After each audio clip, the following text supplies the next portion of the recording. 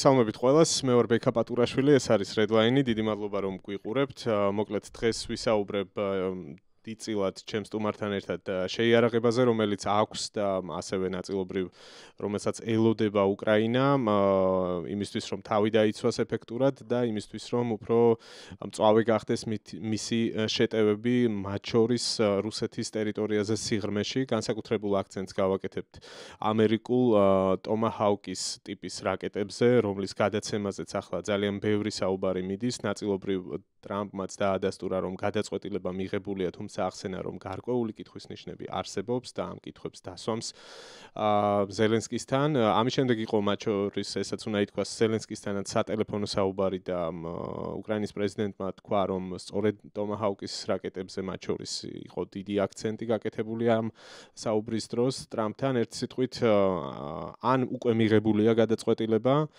ან ახლო მომავალში უნდა მიიღონ, რა ბედი ეწევა ტომაჰაუკის რაკეტების გადაცემას უკრაინისთვის, ან კიდევ არის ერთი ვერსიაც, რომ შესაძლოა უკვე გადაცემულიც არის და უკრაინაშიც არის ეს რაკეტები.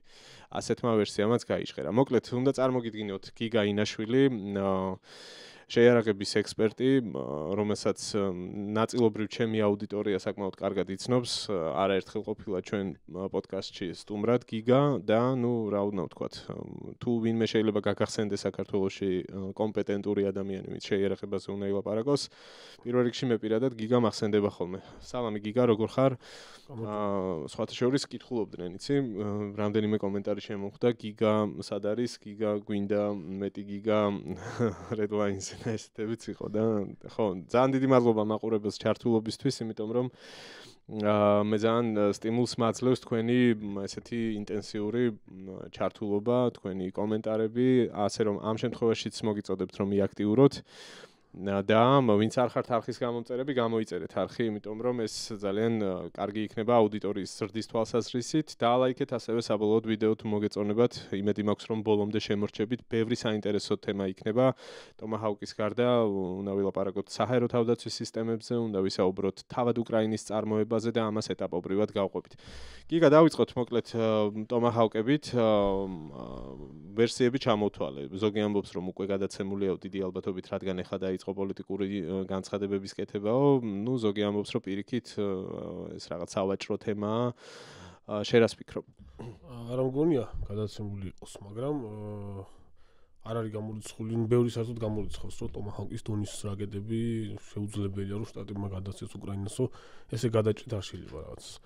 ესეთი ხალხების თქმა, მოსალოდნელია, რომ გადაცემენ, რახან დაიწყო ამაზე ლაპარაკი, მათ შორის ვენსმა რო გააკეთა ხო განცხადება რომ მიმდინარეობს განხილვები ამ რაკეტების გადაცემის შესაძლებლობებზეო, ეს ნიშნავს რომ უკვე დადებითი მიმართულებით შტაბ-ბეჭდილება ეგეთ დავჭა მე ყოველ შემთხვევაში და რეალურად ეს იქნება უმნიშვნელოვანესი სამხედრო პოლიტიკური ნაბიჯი შეერთებული შტატების მხრიდან, იმიტომ რომ ასეთი ტექნიკური შესაძლებლობების მქონე შეიარაღების სისტემა აქამდე დასავლეთს არ გადაუცია.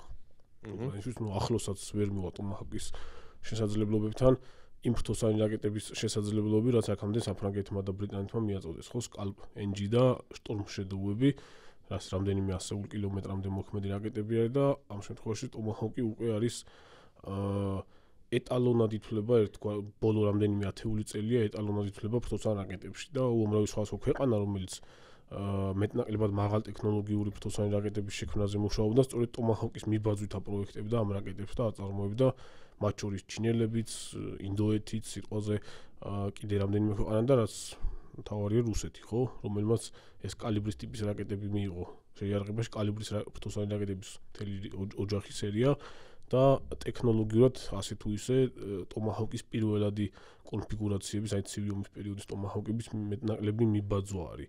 ეს კალიბრები ტომაჰაუკი არის სტრატეგიულ სიღრმეებში მოქმედი სარაკეტო შეიარაღება, ფრთოსანი რაკეტა არის, აი ძალიან რო უყვართ ხოლმე საკრუიზო რაკეტებიო, ქართველ ჟურნალისტები ძახიან ხოლმე ხშირად სხვაებიც, cruise missile რო არის, ეს ქართულად ითარგმნება როგორც ფრთოსანი რაკეტა. სხვანაირად არ შეიძლება სხვა ტერმინის გამოყენება. და ეს არის სტრატეგიულ მანძილებზე მოქმედი სარაკეტო სისტემა, რომელიც პრაქტიკულად ბოლო რამდენიმე ათეული წელია 80-იანი წლების დასაწყისიდან იქცა ამერიკის სამხედრო სიძლიერის ერთგვარ სიმბოლოდაც იქცა რა.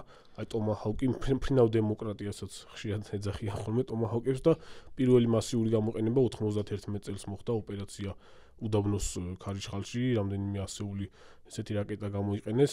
და რა ვიცი შეგვიძლია მე მგონი შენს მსმენელს დაინტერესებს მცირედი მიმოხილვა გავაკეთოთ რომ საიდან წამოვიდა ეს რაკეტა ზოგადად ხო ხო და სად გამოიყენეს ეფექტურად ეგაც საინტერესოა კონცეპტუალურად ცივი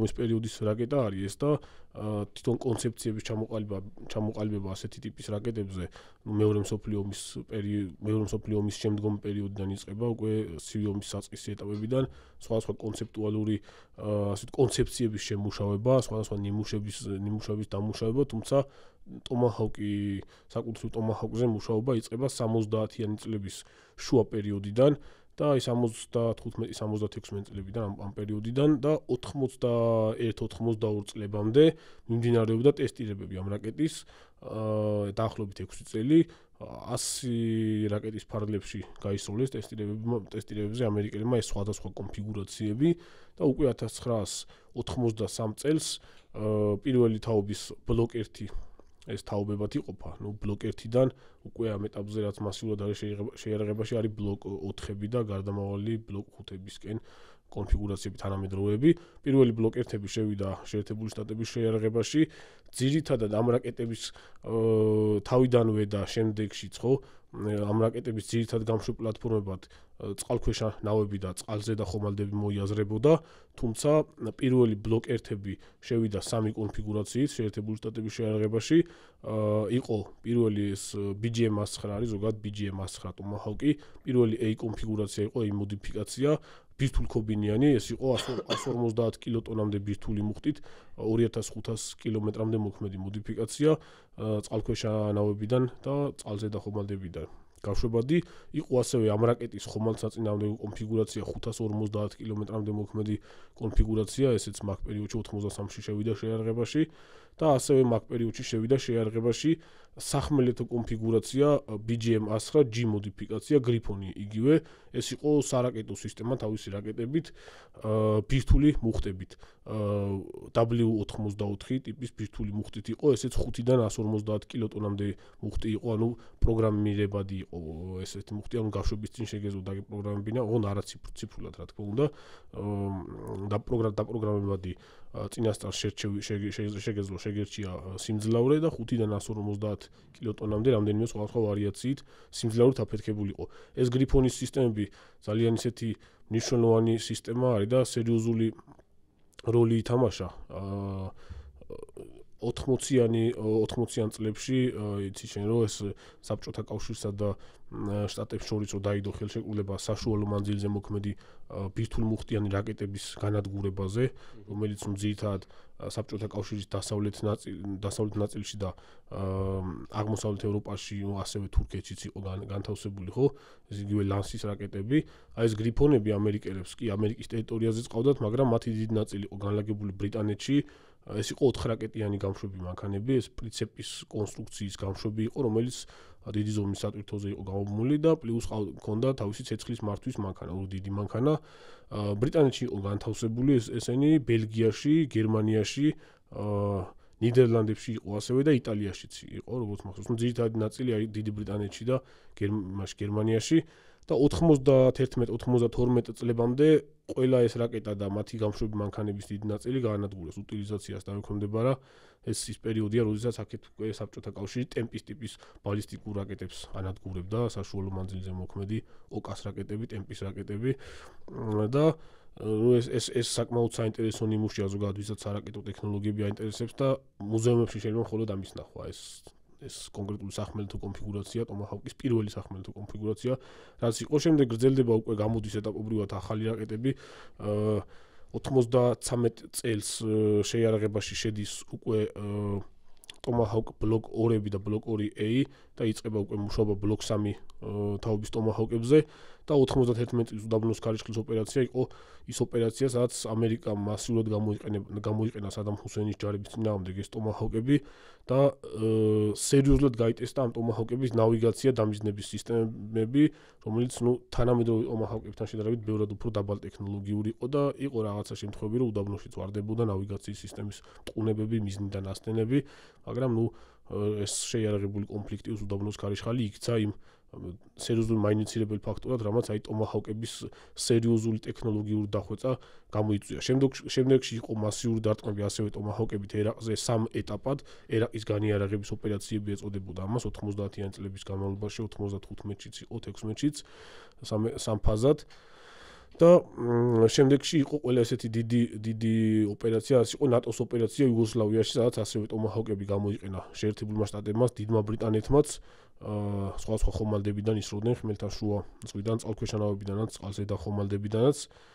შემდეგ იყო 2001 წელს ავღანეთში დაწყებული ოპერაცია, სადაც რამდენიმე ათეული ტომაჰოკი გამოიყენეს 50-ის პარალელში, ბევრი არ იყო და განსაკუთრებით დიდი რაოდენობა გამოიყენეს 800 ერთეულზე 850-ის პარალელში იყო სადღაც ერაყში. როდესაც 2003 წელს შეიჭრა ერაყში და საბოლოოდ დაასრულა სადამ ჰუსეინის რეჟიმი. შტატებმა ტომაჰოკები იყო ერთ-ერთი ძირითადი სარაკეტო ძალა შეერთებული შტატებისა, რომელმაც პრაქტიკულად წირვა გამოუყვანა სადამ ჰუსეინის შეიარაღებული ძალების მართვის პუნქტებს, საჰაერო თავდაცვის პუნქტებს. პირველი საათები ტომაჰოკებით მიდიოდა მასიური დამუშავება, შემდეგ ომის შემდეგ დღეებშიც ისროდნენ და ეს ოპერაცია შიში და ცახცახი ესე ითარგმნება ქართულად. იმით ხასიათდება, რომ აი ტომაჰოკის ტიპის ფოსანი რაკეტების მასიური გამოყენება დაფიქსირდა აქ და ამ ახალმა ტომაჰოკებმა უკვე ბლოკორები და ბლოქსამები გამოიყენებოდა სერიოზული შედეგები დადის სიზუსტეების კუთხით, ანუ ბევრად იყო ჯერადობით იყო გაუჯობესებული იმ ტომაჰოკებთან შედარებით, რომელიც 91 წლებში გამოდიოდა. ამ პერიოდში უკვე ეს სახმელეთო კონფიგურაციები აღარ იყო შეერთებული შტატების შეიარაღებაში და ასევე აი წეღან გამორჩა 80-იანი წლებში მიდიოდა მუშაობა საჰაერო ბაზირების ტომაჰოკის რაკეტებზეც, რომელიც F-16-ის თვით გამანადგურებლებსაც შეეძლოთ გაეშვა. ეს იყო H და L კონფიგურაციები იყო BGM უბრალოდ AGM 109 H და L იყო B-52 ტიპის სტრატეგიული მომდამშენებსაც უნდა გაეშვათ და A6 ტიპის თვითფრინავებს უნდა გაეშვათ საზღვაო ბაზირების, მაგრამ სხვა ფრთოსანი მათ შორის აი ჯასმის ტიპის ფრთოსანი რაკეტების და მას ჯასმის წინაპარი ფრთოსანი რაკეტების სასარგებლოდ დაიხურა ეს საავიაციო ტომაჰოკების პროექტები და საჰაერო ძალებმა ესენი შეიარაღებაში არ მიიღო. მუშავდებოდა ასევე მაგ პერიოდში ტომაჰოკების გამშვები თვითფრინავის პროექტი, რომელიც აი Boeing 747-ის ბაზაზე მუშავდებოდა, 747 იყო თუ ავსდები, რომელიც ჩვეულებრივ გარედან სამგზავრო თვითფრინავს გავდა, მაგრამ შიგნით რამდენიმე ათეული დოლურებზე განთავსებული რამდენიმე ათეული ტომაჰოკი უნდა გადაეტანა, მათ შორის ბირთვულ მოხდებიანი და ქვემოდან ესე ჩამოეყარა ეტაპობრივად რა. რომელიც და შემდეგ სტარტს აიღებდა რაკეტები. ეს პროექტიც ამ პროექტსაც რაღაც სერიოზული გაგრძელება არ ქონია, საბჭოთა კავშირი დაიშალა და ბევრი რაღაცები შეიცვალა შემდეგ დასავლეთშიც ამ კუთხით.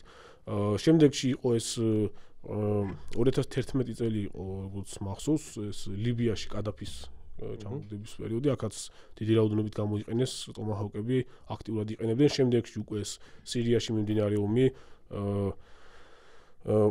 სირიაში ის დაემატა ეს ISIS-ის წინააღმდეგ ოპერაციები და აქ აქტიურად იყენებდნენ ერაყის და სირიის ტერიტორიაზე ტომაჰოკებს და 2017 წელი იყო 2017 წელს სირიაში ერთ-ერთ აეროდრომზე დაარტყეს 59 ერთეული ტომაჰოკით. მათ შორის ესენი იყო უკვე ბლოკ 4 კონფიგურაციის ახალი ტომაჰოკები. ეს იყო ალ-შაირათის აეროდრომი, სამხედრო აეროდრომი, სადაც ასადის ძალებს დაქვემდებარებული გამანადგურებლები ბაზირებდა და 59 ტომაჰოკიდან, როგორც მახსოვს, 57 ზუსტად მოხდა მიზანს, ანუ აბსოლუტური უმრავლესობა და დაიდო შედარებით უფრო თანამედროვე მაღალი ხარისხის თანამგზავრული სურათები, ის ჩვეულებრივი სურათები ფოტოაპარატით გადაღებული, სადაც ჩანდა, რომ ტომაჰოკების სიზუსტეები ხშირ შემთხვევაში 1-დან 3 მეტრამდე სიზუსტით იყო მოხვედრილი იმ თვითფრინავების ფიუზ კორპუსებზე და თვითფრინავების სადგომებზე, ბეტონის სადგომებზე გამოიყენეს სხვა კონფიგურაციები, ძირითადად ეს იყო პენეტრატორი ბეტონგამტანი ვარიაციები. სხვადასხვა კონფიგურაციები არის და საერთო ჯამში წარმოებული რაოდენობა 8000-მდე უნდა იყოს და მათი უმეტესი ნაწილი ბაზირებულია ამერიკულ წყალზედა ხომალდებზე და წყალქვეშა ნავებზე და შეგვიძლია მცირედით შევიხოთ გამშვები პლატფორმების. მაგაზე გადავალ აუცილებლად შემდეგ კითხვაში დიაში ეგ მოიაზრება. ანუ პრინციპში ალბათ ბევრისთვის საინტერესოა ის ინფორმაცია, რაც ახლა მოგვაწოდე, ანუ მთელი განვითარება როგორ მივიდა ბოლო მოდიფიკაციებამდე და როგორც ახსენე ბოლო გამოყენების პრეცედენტები აჩვენებდა, რომ ძალიან ზუსტი იყო საბოლოოდ ეს ყველაფერი და ამიტომაც არის რომ ალბათ განსაკუთრებული გამოხმაურება აქვს პუტინიდან დაწყებული პესკოვით და მერე უკვე დანარჩენი მაღალჩინოსნებით თუ პროპაგანდისტებით გაგრძელებული ძალიან ბევრს საუბრობენ რუსეთში ამ ყველაფერზე და ახსენ ეგეთი ტერმინი წირვა გამოუყვანაო სადამ ჰუსეინსო ხო? ჰუსეინის სამხედრო ძალების საჰაერო თავდაცვის ბატონო, ანუ იქ წირვა გამოუყვანა. ეხლა საინტერესოა რუსეთის საოკუპაციო რეჟიმს რამდენად შეიძლება ამ ამბავმა წირვა გამოუყვანოს, როგორც თქვი, იქნება დიდი პოლიტიკური გადაწყვეტილება, მაგრამ პოლიტიკურ გადაწყვეტილებას გვერდზე გადავდებ, შენთან ამ შემთხვევაში უფრო აქცენტი გვექნება ტექნიკურ საკითხებზე და მოდი ვისაუბროთ რა არის დაუშვათ მიიღეს ეს პოლიტიკური გადაწყვეტილება. რომელია ყველაზე ოპტიმალური ვარიანტი ამ შემთხვევაში სახმელეთო ბაზირების თუ ხომალდებზე დამონტაჟებული გამშვება, ანუ რომელი არის შენი აზრით ყველაზე ხელსაყრელი ამ შემთხვევაში უკრაინისთვის და რატო? ესე იგი, ამ მოცემულობით ტომაჰავკის ბლოკ 3 და ბლოკ 4 კონფიგურაციები არის მასიურად, რაც არის შეერთებული შტატების შეერაღებაში, უმეტესად ეხლა რასაც იყენებენ ხოლმე ბლოკ 4-ები არის, როგორც წეღან თქვი, უმეტესი ნაწილი არის საზღვაო ხომალდებზე და ნაწილი არის წყალქვეშა ნავებზე. წყალქვეშა ნავებიდან რო დავიწყოთ, პირველადი კონფიგურაციით წყალქვეშა ნავებიდან, ხო, გაშვება ტომაჰავკების გაშვება ხდებოდა და ხდება წყალქვეშა სტარტით. აი ამ ტომაჰავკის რაკეტას ეს არის ესეთი კლასიკური აგებულების, ფლოსანი რაკეტის აგებულების ასე ვთქვათ, რაკეტა არის, წინა ნაწილში დამიჯნების ბლოკი არის, შემდეგ მოყვება მუხტი, შემდეგ მოყვება მართვის განყოფილება და გვერდითა ფრთების განყოფილება, ამ ფრთების მართვის განყოფილებიანად, შემდეგში მოყვება ძრავის განყოფილება, პირველად კონფიგურაციებს ბლოკ 1-ებს, ბლოკ 2-ებს, ბლოკ 3-ებს, ზოგიერთ ბლოკ 3-საც ჰაერმიმღები ქონდა ქვემოდან კორპუსიდან, ფიუზელაჟიდან გამოწეული ჰაერმიმღები, ბლოკ 4-ებზე უკვე ჰაერმიმღები კორპუსის შიგნით არის შეწეული და მცირე ისეთი ჭრილი აქვს გაკეთებული 45 გრადუსიანი ჭრილი, საიდან ჰაერი მიეწოდება რეაქტიულ ძრავს და აი ბოლოში არის რეაქტიული ძრავი ამ ნაკვეთურის შემდეგ და რეაქტიული ძრავის გარშემო არის 3 ცალი პატარა ზომის ფრთასაჭეები, რომელიც აი ჰელიუმის ესეთი აუზი აქვს შიგნით დაახლოებით შუა და უკანა ნაკვეთურ შორის და იმ ჰელიუმის აუზში მაღალი წნევით ჩაჭირხნული ჰელიუმიდან ხდება აი ამ უკანა ფრთასაჭეების აქტუატორების მართვა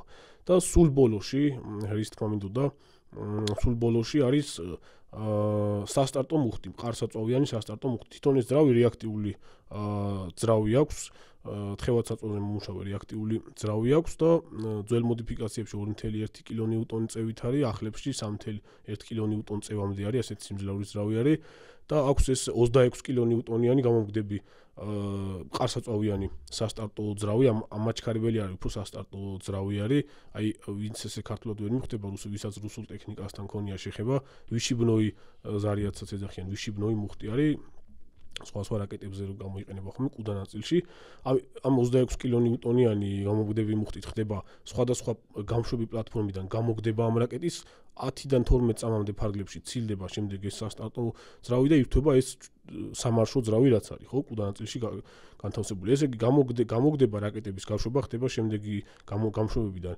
წყალქვეშა ნავებიდან ხდება ჰორიზონტალური გაშვება, ან 45 გრადუსიანი გაშვება, უფრო ჰორიზონტალური გაშვებები სატორპედო აპარატებიდან, ეს არის 533 მმ-იანი, ან უფრო დიდი სატორპედო აპარატები, 533 მმ ტორპედოებში ზოგადად საბჭოურ ტორპედოებშიც, დასავლურ ტორპედოებშიც ყველაზე მეტად გავრცელებული კალიბრი არის და აი ამ 533-იანი ტორპედოების გამშვები აპარატებიდან ხდება ტომაჰავკის გაშვებაც, უნიფიცირებულია, უფრო დიდი ტორპედოების გამშვები აპარატებიც არის და ასევე არის ვერტიკალური გამშვები მოწყობილობები. ვერტიკალური გაშვებისთვის წყალქვეშა ნავებზეც და წყალსზედა ხომალდებზეც გამოიყენება ბევრად უფრო თანამედროვე MK-51 ტიპის უნივერსალური გამშვები მოწყობილობა, რომელსაც სხვადასხვა ტიპის რაკეტების გაშვება შეუძლია, მათ შორის წყალზე და ხომალდებზე ეს MK-51-ები ინტეგრირებული არის IGS-ის რაკეტ საწინააღმდეგო სისტემაში, სარაკეტო ეს IGS არის, ანუ ერთიანი ცეცხლის მართვის სისტემისა და სარაკეტო გამშვებების ჰიბრიდი არის, რომელსაც უმეტესწილად ამ IGS-ებით უშვებენ ხოლმე აი ეს სტანდარტის რაკეტები რო არის, სტანდარტ SM-3-ები, SM-6-ები, SM-6-ები მათ შორის ეს თანამგზავრების გადაჭერა, რომელსაც შეუძლია კოსმოსის სივრცეში და ამ MK-51-ებს შეუძლია ტომაჰოკების გაშვებაც. აი ეს MK-51-ები აყენია ამერიკულ ხომალდებზე, ბევრზე ძალიან აი ტაიქონდეროგას ტიპის ხომალდებზე, არლი ბიორკებზე და იმ ხომალდებზე, რომელზეც MK-51 არ აყენია, მაგალითად აი ძველი ამერიკული ლინკორები რო არის დიდი სახაზო კრეისერები, რომელსაც აი ეს მსხვილკალიბრიანი საზღვაო ქვემეხები ქონდა ხოლმე, ხო? აი ეს მისური მაგალითად, მისური ლინკორი მისური 91 წელს უდაბნოს ქარიშხლის ოპერაციაშიც გამოიყენებოდა და მისურიზე და ბევრ სხვა ხომალდებზე, მათ შორის თანამედროვე ხომალდებზეც დამონტაჟდებოდა და დამონტაჟებული არის MK-153 ტიპის დიაგონალური გამშვებები, რომელსაც როგორც წესი 4 რაკეტიანი გამშვები მილიაქვს ტუბი და აქედან ხდება ტომაჰოკების გაშვება 45 გრადუსთან. ნუ იმ ცოტა უფრო მოძველებული ან განსხვავებული კონფიგურაციის ხომალდებზე, რომელზეც ვერტიკალური MK-51 არ ეტევა ან ვერ მონტაჟდება, ხო?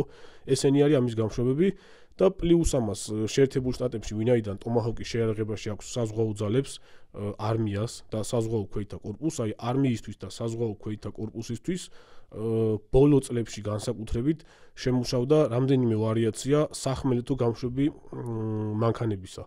საზღვაო ქვეითთა კორპუსისთვის ძალიან ისეთი წინ წავიდნენ და შეიმუშავეს JLTV-ის ტიპის ტაქტიკური საარმიო მანქანის ბაზაზე. ეს JLTV არის ჰამერის შემცვლელი ამერიკის არმიაში საზღვაო ქვეითთა კორპუსში.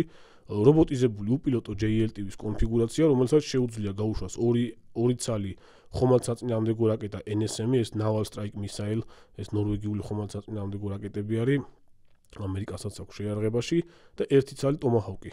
ტომაჰოკის მართკუთხედი გამშვები კონტეინერი მაგრდება და ბოლო პერიოდში ასევე კომპანია Raytheon-მა შექმნა ცოტა უფრო დიდი ზომის გამშვები მანქანა, მათ შორის რობოტიზებული ვარიაციაც ოშკოშის ბაზაზე, უკვე ორ გამშვებიანი ვარიაცია. აი ეს Raytheon-ის შექმნილი ახალი მანქანა შესაძლებელია გამოჩნდეს უფრო უკრაინაში, ან შესაძლებელია საერთოდ სხვა შასიზე დაამონტაჟოს. მოკლედ, ტომაჰოკის რაკეტები სახმელეთო კონფიგურაციით ქარხნულად ხდება მისი დაკომპლექტება აი ამ დიდი ზომის მართკუთხა კონტეინერში, თვითონ რაკეტა ტომაჰოკის რაკეტა, ხო?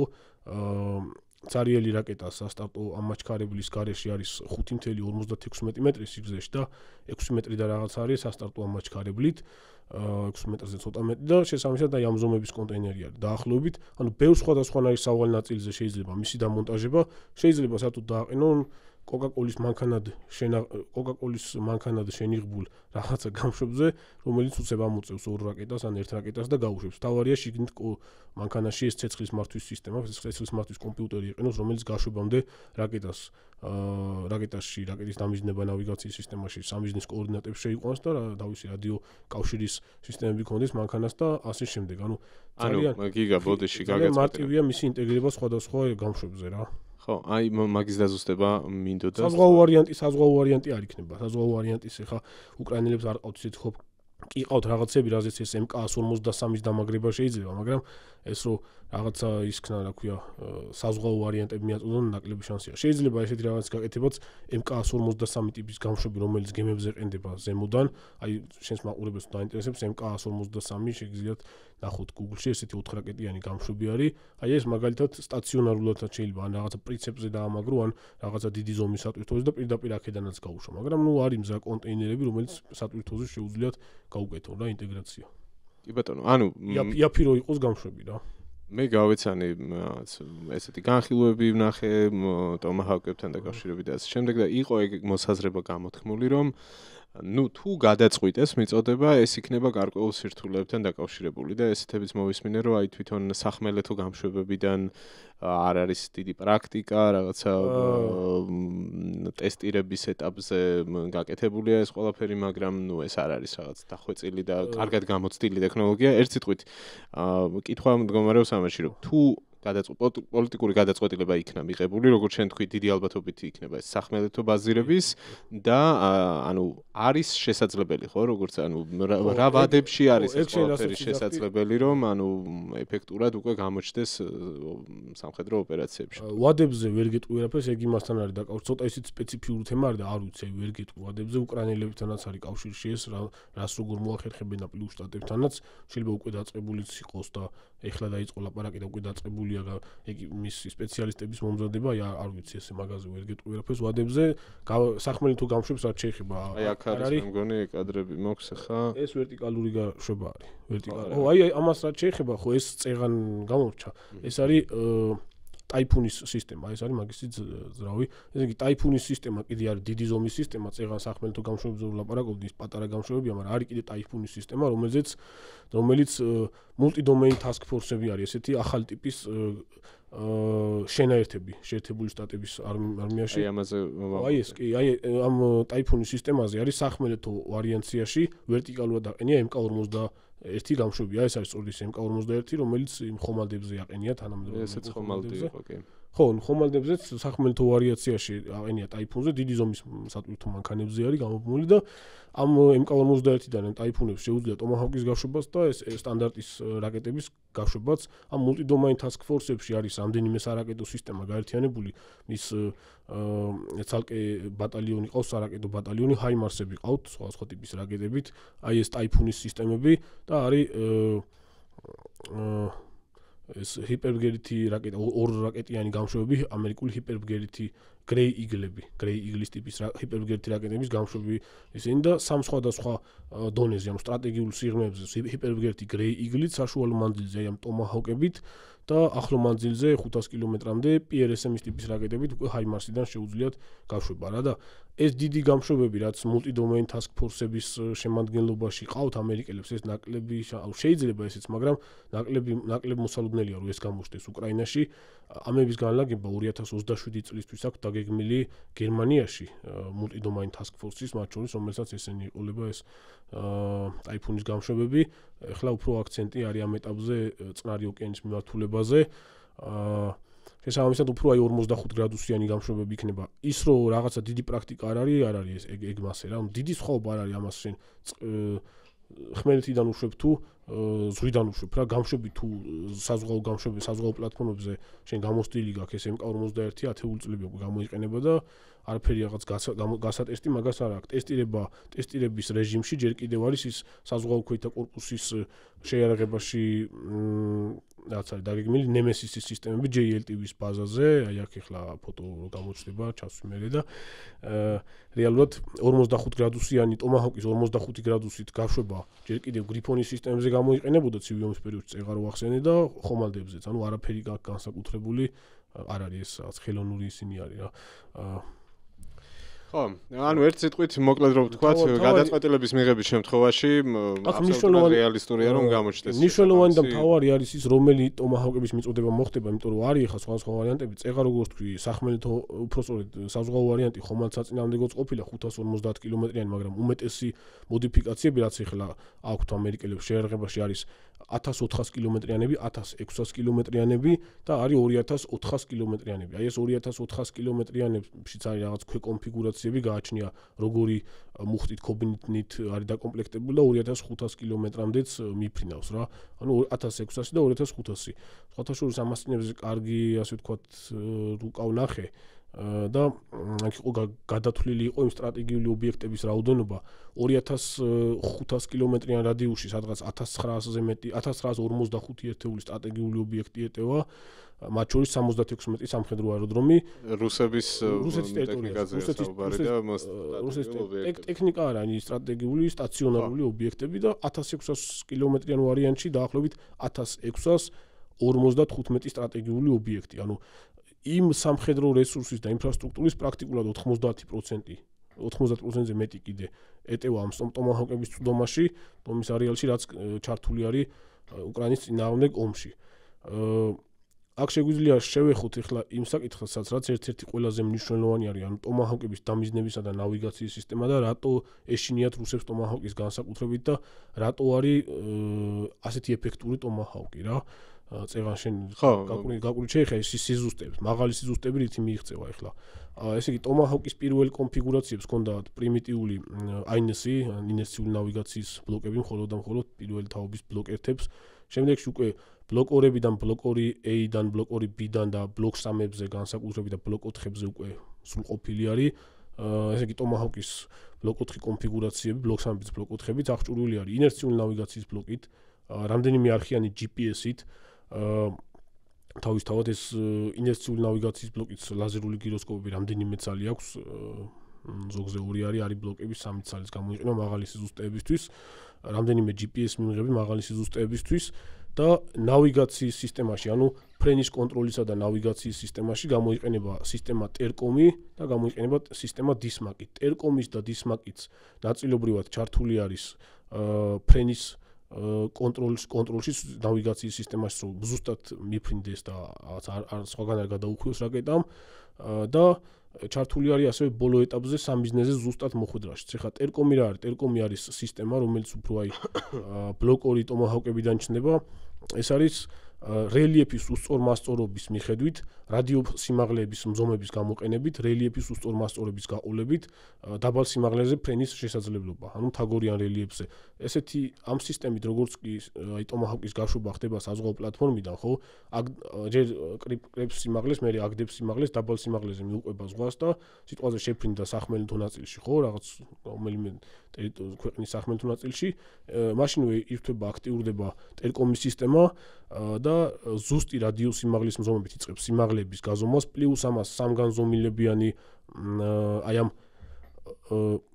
წინასწარ გათვლილი ან სავარაუდო მარშრუტების სამგანზომილებიანი რუკები არის ჩატვირთული ამ ტომაჰოკების ტვინში, მოდი ესე დაუძახოთ ნავიგაციის სისტემაში და აკეთებს ჩატვირთულ ინფორმაციასთან დადარებასაც და მომენტალურად ახდენს წინაც გვერდებზეც და ქვემოთაც რადიო სიმაღლის ზომებით გაზომვას, რამანძილი არის თუ რაკეტასა და რელიეფ შორის და წინ რაღაცა ხო არ არის, ხო არ ელოდება რაღაცა უცბარი რაღაც გორაკი იყოს რაღაცა და ამის მიხედვით ხა ეს არ არის ზეპგერითი რაკეტა და ძალიან დიდი სიჩქარით არ დაფრინავს ტომაჰოკი 880 კმ/სთ არის ამის სიჩქარე რა 900-მდეც რაღაც მომენტში შეიძლება იფრინოს 850 880 და შესაბამისად რეაქციის დრო აქვს ამისათვის რომ თუ სიტყვაზე წინ რაღაც წინაღობა არის სიმაღლე აიღოს და მიყვეს მოკლედ რელიეფის უსწორმასწორობას ეს ტერკომის სისტემა შესაბამისად ამას უზრუნველყოფს და ეს არის ძალიან ისეთი კარგი ფუნქცია რაც უზრუნველყოფს იმას რომ დაბალ სიმაღლეზე მფრენი რაკეტის ჩაჭერა დაფიქსირება რადიოლოკაციურ სადგურში და მერე მისი ჩამოგდება რომელიმე საზენიტო სისტემით მაქსიმალურად გართულდეს პლუს საშუალებას იძლევა რომ სხვადასხვა ტრაექტორი მიზნამდე სხვადასხვა ტრაექტორიებით მიფრენის შესაძლებლობა ქონდეს ამას შემდეგში უკვე შემდეგ წლებში აი განსაკუთრებით 93 წლიდან მიღებულ შეიარაღებაში მიღებულ ტომაჰოკებზე ემატება დისმაკის სისტემაც განსაკუთრებით ამ ბოლო მოდიფიკაციის ტომაჰოკებზე აყენია დისმაკ 4-ები. ეს დისმაკი რა არის? დისმაკ 4-ში უკვე ინტეგრირებულია თან ხელოვნური ინტელექტის. დისმაკ 4 არის სისტემა, რომელიც გამოიყენება ფრენის კონტროლისთვის, ნავიგაციისთვის და დამიზნებისთვისაც. დისმაკის ბლოკის ქვემოდან აყენია ესეთი ილუმინატორი აქვს, რაკეტის ფიუზელაჟის ქვემოდან და აქვს სენსორები, კამერე, ოპტიკური სენსორები, რომელიც მუდმივ რეჟიმში ქვემოდან რაკეტის ფრენის დროს ქვემოთ ფოტოებს უღებს, ვიდეოებს არა, ფოტოებს უღებს ლანდშაფტს, ქვემოთ რაც ჩანს და ადარებს იმ ფოტოებს, რომელიც მანამდე ჩაიტვირთა რაკეტის მეხსიერებაში, თანამგზავრული ფოტოები, ანუ იმ მარშრუტისა, იმ გაყოლების ხო ის მარშრუტისა, რა მარშრუტზეც უნდა ეფრინა რაკეტას. ან შეიძლება ჩაიტვირთოს მთელი მონაცემთა ბაზა, ბევრი სხვადასხვა სავარაუდო მარშრუტების ფოტოებით რა. ეს იძლევა საშუალებას, რომ მომენტალურად გადაღებული ფოტოს დადარება მოხდეს იმაზე, რაც ჩატვირთული არის მეხსიერების სისტემაში და რაკეტის ნავიგაციის სისტემა დააზუსტოს ტრაექტორია რაკეტის. ეს სისტემა ძალიან კარგი დრონებზეც გამოიყენება ეს სისტემა და განსაკუთრებით მაშინ, როდესაც მოსალოდნელია მოწინააღმდეგის მხრიდან GPS-ის სპუფინგი ან სრული ჩახშობა და GPS-ის ჩახშობის ან სპუფინგის ან სრულ სიგნალების მიღების გამო შეიძლება დრონმა ან ფთოსანმა რაკეტამ საერთოდ სხვაგან გადაუხიოს. შესაბამისად, ეს დისმაკის სისტემები ყველა თანამედროვე ფთოსან რაკეტისთვის განუყოფელი ნაწილია რუსულ ფთოსან რაკეტებსაც აქვს ესეთი სისტემები და უკვე ბოლო ეტაპზე დისმაკის სისტემა ეხმარება ესეთი სავარაუდო ან წინასწარ ჩატვირთული ფოტო შეიძლება იყოს მისი თუ სამიზნე სტაციონარული არის, ან ისეთი სამიზნეა, რაც აი დიდი ხნის განმავლობაში რაღაც ერთ ადგილზე დგას, შესაძლებელია მასე თანამგზავრული დაზურით სურათის გადაღება Z-ხედით და ამ დისმაკის სისტემაში მეხსიერების მასზე ჩაიტვირთება აი ეს Z-ხედი სამიზნისაც და ბოლო ეტაპზე ამ GPS-ის მიმღებს ეს დისმაკიც ემატება, რომ ძალიან მაღალი სიზუსტით მოხვდეს მიზანს რა, ადარებს სურათებს, მათ შორის მიზანსაც უღებს სურათს ბოლო ეტაპზე რა, დაჯახებამდე და ეს განაპირობებს იმას, რომ აი ბოლო მოდიფიკაციებში 1-დან 3 მეტრამდე არის გაზრდილი რაკეტების სიზუსტე ფენომენალურად მაღალი სიზუსტებია.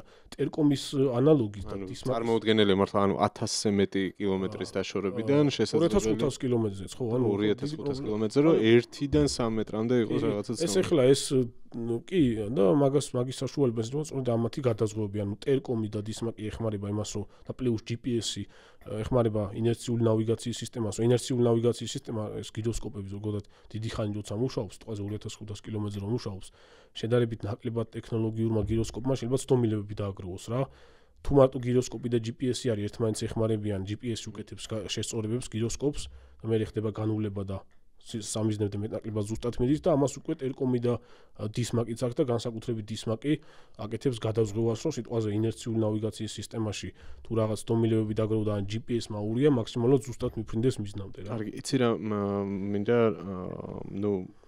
ერთი საკითხი კიდევ ტომაჰაუქზე და შემდეგ უკვე სხვა თემაზე წავიდეთ. რაღაც მომენტში ახსენე შენ, რომ ართულებს ეს ბევრი სისტემა ერთად მათ შორის გადაჭერას. მოდი ვთქვათ კონკრეტულად რა პრობლემები შექმნა შეუძლია რუსეთის საჰაერო თავდაცვის სისტემისთვის, რით იქნება ეს გამორჩეული სხვა რაკეტებისგან, იგივე ვთქვათ უკრაინული წარმოების, რაც მომავალში შევეხებით, ფლამინგოებზეც მინდა ვისაუბროთ და ნეპტუნებზე დღეს. რა არის უპირატესობები, რატომ არის რისკი საჰაერო თავდაცვის სისტემებისთვის და იდეაში რომელი სისტემები არის ყველაზე ეფექტური ამ შემთხვევაში, რაც შეიძლება ვიგულისხმოთ რუსებისთვის. ესე იგი, რო დავიწყოთ აი საბრძოლო მუხტების შედარება უკვე ტერმინალურ ფაზაზე, რაც განაპირობებს სამიზნის დაზიანების მაჩვენებელს, ტომაჰოკებზე ზოგზე არის 360 კილოგრამიანი წონთი კატეგორიის მუხტები, ზოგზე არის 450 კილოგრამიანები. და ასევე არის კასეტური კონფიგურაციები ტომაჰოკის, რომელსაც ასევე 450 კილოგრამი წონთი კატეგორიის დისპენსერი უყენია კასეტური CBU 97 ტიპის მსხვერპლი კასეტური ელემენტებით, ესეც ძალიან მაღალი ეფექტის მქონე დამაზიანებელი საბრძოლო ნაწილი არის. ესე იგი, ეს არის ის საშუალება, რომელიც უკვე სამიზნეზე მოხვედრის შემთხვევაში აზიანებს სამიზნეს და პლუს არის კიდე ეს ბეტონგამტანო ვარიანტებში, თუ კი სიტყვაზე რაღაცა მართვის ცენტრიან ბუნკერი გინდა რომ გაანადგურო მიწის ქვეშ, პენეტრატორი ვარიაციები არის, შენელებული მოქმედების ამფეთქები და ბეტონგამტანი კორპუსით, ხო, ეს თვითონ მუხტი, ეს ვარიანტები, ანუ მე ვფიქრობ, რომ რამდენიმე ვარიაციას მიასწვიან და ძირითადი ნაწილი ალბათ იქნება ეს კონვენციური ვარიანტები 450 კილოგრამიანი მსხვერპლად ფუგასური მუხტებით, ეს არის ბულპაპის ტიპის მუხტებსაც ეძახიან, უკანა ნაწილში აქვს ამფეთქები ამ მუხტებს და ძალიან მაღალი ეფექტურობით აზიანებს სხვადასხვა მიზნებს და პლუს ის ერთვება, რომ მაღალი სიზუსტით რო ეჯახება, ხო, აკომპენსირებს იმას, რომ სხვა ტიპის რაკეტას შეიძლება უფრო დიდი მუხტი ქონდეს, მაგრამ ეს სამაგეროდ 1-3-5 მეტრის სიზუსტით ეცემა მიზანზე. ფლამინგოს რო შევადაროთ, რაც ბოლო პერიოდში გამოჩნდა, ხო, ყველაზე ისეთი დიდი ზომის რაკეტა, ფლამინგო არის დრონისა და ფრთოსანი რაკეტის ერთგვარი ჰიბრიდი, აშკარად ფლამინგოში არის კარგად გამოყენებული ასე დიდწილად არის გამოყენებული ის ტექნოლოგიები, რომელიც საბჭოთა პერიოდში შემუშავდა ჯერ კიდე რეისისა და სტრიჟის ტიპის დრონებისთვის. მოდი თავაზობ, რომ ფლამინგოზე მე ვილაპარაკოთ, საჰაერო თავდაცვის სისტემების შესახებ კითხვას რო უპასუხოთ, ეგ ბევრს დაინტერესებს. ალბათ და იტყვიან, რომ მე რა გადასცენ ვინც რუსეთის ძლევამოსილების მოტრფიალი არის განსაკუთრებით მაგ ხალხს რა. ანუ რუსული საჰაერო თავდაცვის სისტემებისთვის რატომ არის განსაკუთრებული საფრთხე და რომელი არის ვთქვათ ის სისტემა, რომელიც შეიძლება რომ გაუმკლავდეს რაღაც პროცენტი. როდესაც საუბრობ ტომაჰოკის ეფექტზე და რამდენად შეძლებს გაძრომას რუსულ საჰაერო თავდაცვის სისტემის ქოლგაში, აქ მნიშვნელოვანი არის ის, რომ რუსებს ამ საჰაერო თავდაცვის სისტემებით ტერიტორიის სრული ნაწილი არ აქვს დაფარული, ხო, უამრავი სხვადასხვა მკვდარი ზონებია, სადაც უპრობლემოდ ძურებიან უკრაინული დაბალ ტექნოლოგიური უკრაინული დრონების და მით უმეტეს ტომაჰოკებს ეს გაუმარტივდებათ. 2500 კილომეტრიან ტომაჰოკებს მათ შორის და 1600 კილომეტრიანებსაც კარგად შეუძლიათ მიხოულ-მოხოულ ტრაექტორიებით გაძრნენ, სხვადასხვა მარშრუტებით შეძრნენ და მნიშვნელოვანი არის აქ და წინა პლანზე მოდის ისო უკრაინას ამ ტომაჰოკების გაშვებამდე ესე ბრმად კი არ გაუშვან რაღაც მიმართულებით სწორხაზოვნად. ქონდეთ ზუსტი სადაზვერვო ინფორმაცია დასავლური სადაზვერვო სისტემებიდან, მათ შორის იგივე Global Hawk-ები იქნება თუ სადაზვერვო თანამგზავრები, ზუსტად დროის კონკრეტულ მონაკვეთში რუსული საჰაერო თავდაცვის სისტემები, რადიოლოკაციური სადგურები გადაფარვა როგორი აქვთ რა, ქსელი როგორ მდგომარეობაში არის, ბადე სიტყვაზე, სად რომელი საჰაერო თავდაცვის სისტემა არის გადანაცვლებული, სად არის ბატარეები გაშლილი, მკვდარი ზონები სად არის და ასე შემდეგ. ეს კოსმოსურ დაზვერვას მეტნაკლებად შეუძლია. გამოვლენოს დაახლოებით ესეთი მაგას აკეთებს ეს Global Hawk-ებიც, აი შავი ზღვის თავზე რო დაფრინავენ ხოლმე რუმინეთიდან რო შემოდიან, ხო? ეგ არის მაგის რეალური ფუნქცია და საკმაოდ მაღალი სიზუსტით შეუძლია მაგეების გამოვლენა. მაგ ინფორმაციის საფუძველზე შედგება ფრენის ტრაექტორია, გაიწერება, ჩაიტვირთება ამ ტომაჰოკის ნავიგაციის სისტემაში, დავმიზნების სისტემაში და აი ამ დაბალ სიმაღლეებზე განსაკუთრებით ეს დაბალ სიმაღლე კარგად იმუშავებს, იმიტომ რომ უკრაინა რუსეთს შორის ეს სივრცეები ძალიან დიდი გაშლილი არის, არ არის ესე რაღაც თაგორიანი, ხო, როგორც ჩვენთან არის. მინდვრები ძირითადად დაბალ სიმაღლეებზე შეიძლება ფრენა და მნიშვნელოვანი არის აქ რომელი ტიპის ტომაჰოკები იქნება მიწოდებული. პირველი ბლოკ-1-ებს, ბლოკ-2-ებს და ზოგიერთი ტიპის ბლოკ-3-ეებსაც არც ისე დაბალი რადიოამონეკლი ზედაპირები აქვს. აი რადიოამონეკლი ზედაპირები გამოდის წინა პლანზე, ანუ ის ზედაპირი, რომელი ზედაპირიც ირეკლავს რადიოტალღებს რადარებიდან და რომლის საშუალებითაც ხდება რაკეტების აღმოჩენა. ძველი ტომაჰოკები არაერთხელ ჩამოუგდიათ, განსაკუთრებით ჩამოყარეს ტომაჰოკები სერბმა მეზენტებმა იუგოსლავიაში და ბელგრადის მუზეუმში არის ტომაჰოკების ნატეხები. ეს ძველი ტომაჰოკები იყო, რომლებსაც რადიოამონეკლი ზედაპირი აქვს 9 კვადრატული მეტრი. ანუ 0.5 მეტრი კვადრატი აქვს, საკმაოდ მაღალი მაჩვენებელი არის და შეიძლება რომ სხვადასხვა ტიპის რაკეტები გამიზნო ამაზე. მაგრამ ახალი ბლოკ 4 ტომაჰოკები ფიუზელაჟით შეცვლილი აქვს მომრგვალებული ფორმების ნაცვლად. იხვის ტიპის ცხვირი აქვს, ეს სპეციფიური ცხვირი არის. კარგი იქნება ეხლა აქაც სურათი თუ გამოჩნდება ამ მომენტში, მოგცემ მაგის სურათს, მე როგორი სპეციფიური ცხვირი აქვს. ეს მიანიშნებს პირდაპირ იმაზე და არის ამაზე ინფორმაცია, რომ ამ მეოთხე თაობის ბლოკ 4-ების ფიუზელაჟის აგებისას აქტიურად არის გამოყენებული სტელს ტექნოლოგიები. შესაბამისად, წინა პროექციიდან რადიოამონეკლი ზედაპირი დაქვეითებულია წინა პროექციაში 0.1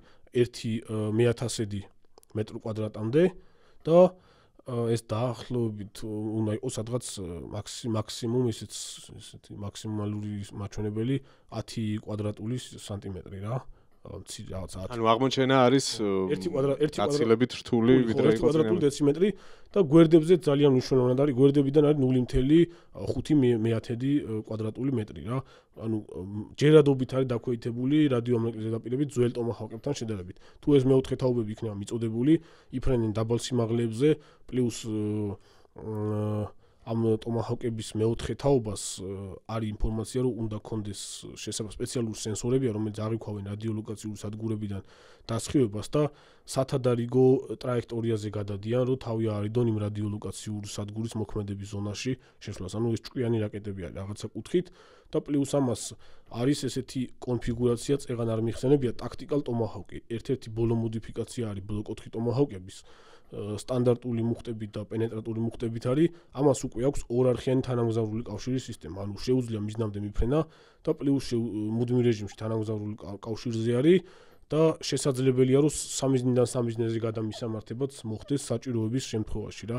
არ ვიცი ხა ტაქტიკალ ტომაჰოკები თუ მიაწოდეს უკრაინას, ეს იქნება აი უსერიოზულესი ნაბიჯი და ისეთი ოპერაციების ჩატარება შეძლებენ უკრაინელები, რასაც აქამდე ვერც იცნობენ. ანუ მაღალი ალბათობით გაანადგურებენ ალაბუგაში გერანორების წარმოებელ ქარხანას, რასაც 1600 კილომეტრიანი ტომაჰოკებით წვდება, გაანადგურებენ რუსული სტრატეგიული ავიაციის სადგომებს, თუ რაოდენობა იქნება რაკეტების საკმარისი და პრაქტიკულად აი მიზანი არ დარჩება, რომლის განადგურებაც, ნუ ეხა მიწისქვეშა მიზნებზე არ მაქვს ეხა დიდად საუბარი, ეგ ცოტა სპეციფიური თემა არის.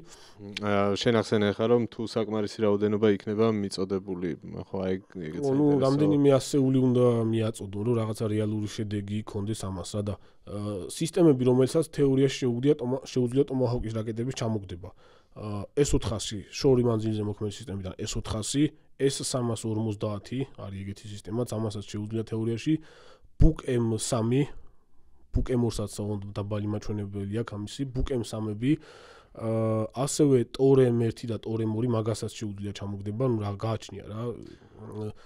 ტომაჰოკის ჩამოგდება შეუძლია შეიძლება გადასატანის აზენტოს არაკეტო სისტემითაც თუ კარგი მეზენტი იქნება და რაღაც მომენტში ჩაიჭირა რა არის მანდაც შანსები და თავარი უპირატესობაა გამოდის რომ არის მანევრირება და ვერ უნდა დააფიქსირონ რა და პანცირის სისტემასაც რაღაც დონეზე შეუძლია. ეხლა რო თქვა რომ ამას შეუძლია ძალიან ისეთი არ იქნება სწორი საჰაერო თავდაცვა ზოგადად და ესეთ მიზნებთან ბრძოლა უამრავ სხვადასხვა ალბათობასთან არის დაკავშირებული და კონკრეტულ მომენტში ჩნდება ხომ ეს სხვადასხვა ცვლადები რომელიც ძალიან სწრაფად იცვლება მოკლედ და ესე წინასწარო გადაჭრით რაღაცები თქვა არ არის ესეთ ისა მოძველებულმა სტრელაათმაც შეიძლება ჩამოაგდოს რაღაც მომენტში ჩაიჭიროს მისი ძრავიდან გამოსული გამონაბოლქვი და ჩამოაგდოს ტომაჰოკი ჩვეულებრივად ტომაჰოკის და ბევრი სხვა ასე ვთქვათ სისტემა რაღაცა მომენტში შეიძლება საზეიმტო артиლერიითაც ჩამოაგდოს თუ გაუმართლა და მთელი ტრაექტორიის რაღაცა მონაკვეთში ჩაიჭირა სიტყვაზე რა 30 მმ-იანი საზეიმტო ქვემეხით რა ბევრი სხვადასხვა ალბათობაა მაგრამ საქმეც ის არის რომ ზუსტად ვერ უნდა ჩაიჭირონ ისეთ ტრაექტორით უნდა შეფრინდეს და დაბალ სიმაღლეზე რომ რეაქციის ზოგადად აი ფთოსანი რაკეტა დაბალ სიმაღლეზე რომ მოდის და უცებ გადაგიფრენს რეაქციის რო რჩება ძალიან დაბალი ძალიან ცოტა რა როდესაც მაღალ სიმაღლეზე მოფრინავს უფრო ადრე ამჩნევ და დიდი დროის განმავლობაში შეგიძლია რომ რაღაცა სისტემა ხილს არსებული სისტემა მიაყოლო რა და დაბალ სიმაღლეზე ძალიან რთულია განსაკუთრებით დაბალი სიმაღლეა პრობლემა ადრეული აღმოჩენის რადარებისთვის და სხვადასხვა საზენიტო რაკეტების გამიზნვის რადარებისთვის და გამიზნვის ანტენებისთვისაც რა ამიტომ ამ კუთხით უსერიოზულესი პრობლემის მომტანი იქნება ტომაჰოკი გამთავარია რა. ანუ ჩამოუგდებელი არ არის ცხადია, მაგრამ იქნება სერიოზული ცვლილება. ბევრად რთულია მისი ჩამოგდება, ვიდრე რაღაცა ფლამინგოსი, ან კიდე უფრო დაბალ ტექნოლოგიურია ფლამინგო რეალურად. აი, წავედით მაშინ უკრაინულ წარმოებაზე. ტომაჰოკზე მე მგონია რომ საკმაოდ ბევრი მოვყევით. ბევრად მეტია მოსაყული ძალიან ისეთი თემაა ტომაჰოკი, მაგრამ მოსაყული ამ ეტაპზე, რადგან გვინდა რომ სხვა თემებიც მეტნაკლებად მიმოვიხილოთ. ეს ტომაჰოკზე ვიდეო გავაკეთე თუ შეიძლება მაგისისა მე ხო არხი მაქვს YouTube-ზე და გუშინ დავდე ტომაჰოკზე ტექნიკური ვიდეო განხილვა არის ძალიან დეტალური მოხილვა ტექნიკური მაჩვენებლები აქვე თქვათ ვახსენოთ როგორ ქვია შენ არხს რომ ჩემი სახელი გიგაინაშვილი შეგიძლიათ ბოლო ვიდეო დევს ტომაჰოკზე განხილვა და მანდაი დეტალური ინფორმაცია ვისაც აინტერესებს შეუძლიათ ნახონ სხვა მოდიფიკაციები არის განხილული. მოკლედ გიგა დაახლოებით 1 საათია ჩვენ უკვე საუბრობთ, ამიტომ მე მგონია რომ ძალიან ვინც ამ ვიდეოს გახსნიდა ალბათ ამ დრომდე გამოყვებოდა, არ მგონია რომ 5 წუთში გაეთიშა თუ ამის ინტერესი გაქვს რომ გაიგო რასთან გაქვს რეალურად საქმე.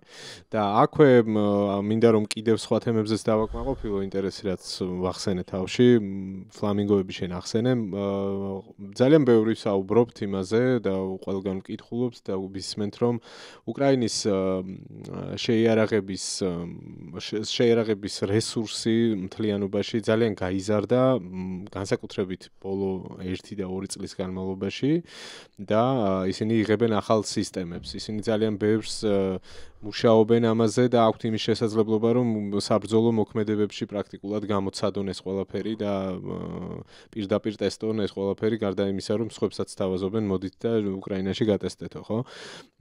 მოდი გამოვყოთ ამ შემთხვევაში ფლამინგოები და გამოვყოთ ნეპტუნები რომელსაც ახალი მოდიფიკაციები მიიღეს თუ არ ვცდები უფრო დიდი მოცულობის საბრძოლო მუხტით და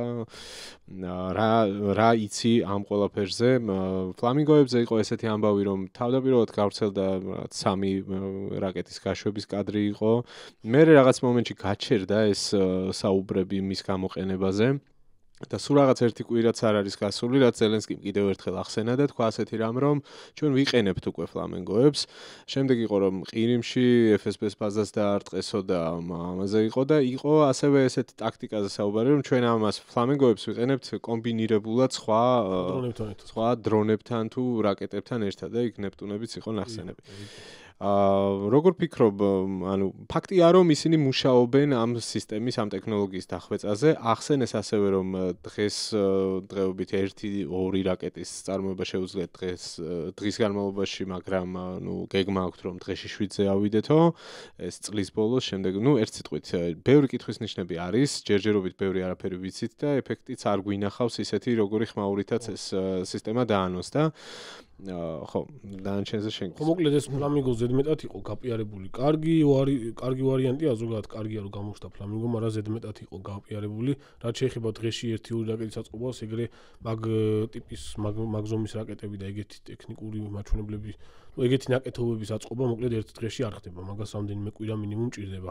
მაგრამ ეგენი ითვლიან თვის განმავლობაში რამდენ წელს აწყობენ და მე ყოფენ დღეების რაოდენობაში და გამოვიდა ეს დღეში 7 წელს აწყობთ. ეგრე არ ხდება, ერთ დღეში არ ხდება მაგის აწყობა. მოკლედ ფლამინგო არის წეღანაც ესე გაკვირვით თქვი, დაბალტექნოლოგიური ფთოსანი რაკეტისა და დრონისა და ფთოსანი რაკეტის ჰიბრიდი, უხვად არის გამოყენებული საბჭოთა ტექნოლოგიები და გადაწყვეტები. საბჭოთა პერიოდის ეს ჩეხური L-39 ალბატროსი რო არის, მაგისი ძრავი გამოიყენება, რომელიც ძალიან კარგად ნაცნობი ძრავი არის და დიდი რაოდენობით იყო ეგ ძრავები უკრაინის მარაგებში. ეს ჩეხური ალბატროსებზე გამოიყენა ჩვენთანაც ჩვენთვისაც კარგად ნაცნობი ძრავია ეგ, იმიტომ რომ ალბატროსები დიდი ხანია ყავს შეიარაღებაში, სასწავლო საბრძოლო თვითმფრინავები. ეგეც რაღაც არაფერი განსაკუთრებული ძრავი არ არის. ალბატროსი ერთი ცალი გამოიყენება და აიღეს პირდაპირ ახლა მზაძრავები ჰქონდათ და დააყენეს იმაზე რა ქვია ალბატროს იმაზე ფლამინგოებზე, ხო? ფლამინგოს პლუსები ერთადერთი ტომაჰოკთან პლუსი თუ შეიძლება რამე ქონდეს, არის ის რომ $500,000 ჯდებაო, არ ვიცი ახლა რანაირად ანგარიშებენ, მაგრამ ესეთი ინფორმაცია არის, საკუთრივ ტომაჰოკი აქეთ უახლეს მოდიფიკაციებში, სადღაც ბლოკ-4-ები $2 მილიონი ჯდება და ცოტა ადრეული მოდიფიკაციები $1.5 რა. გასაყიდი ფასი შეიძლება რაღაცა ქვეყნებს კიდე უფრო ძვირადაც ქონდეთ ნაყიდი, ხო?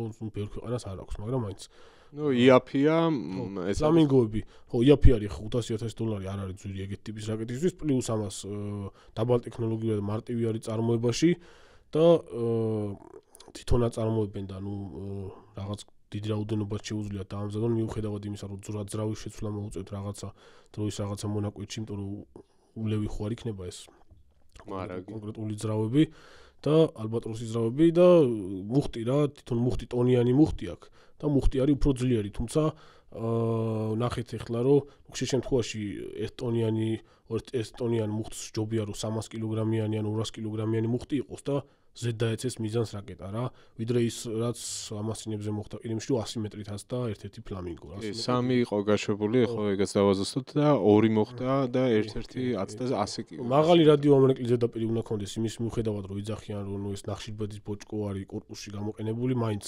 ალუმინის ფუცლოვანი მასალა ეტყობა ძრავის ნაკვეთურში.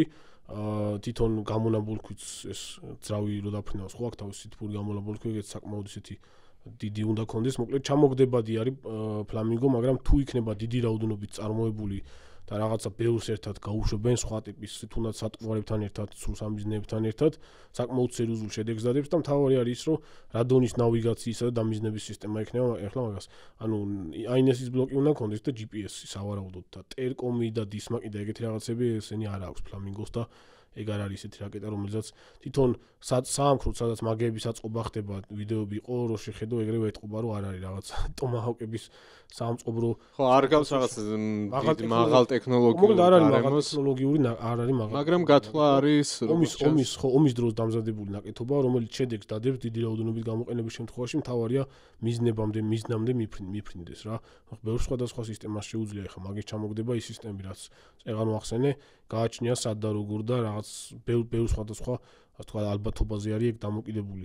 ბევრად უფრო მაღალ ტექნოლოგიური რაკეტა არის ნეპტუნი, რომელმაც თავი ისახელა ორი ცალი ნეპტუნით რო ჩაძირეს ეს ისა კრეისერი მოსკვა, ხო? ნეპტუნი არის ტექნოლოგიური გაგრძელება საბჭოთა X-25 ტიპის ხომალდსაწინააღმდეგო რაკეტისა.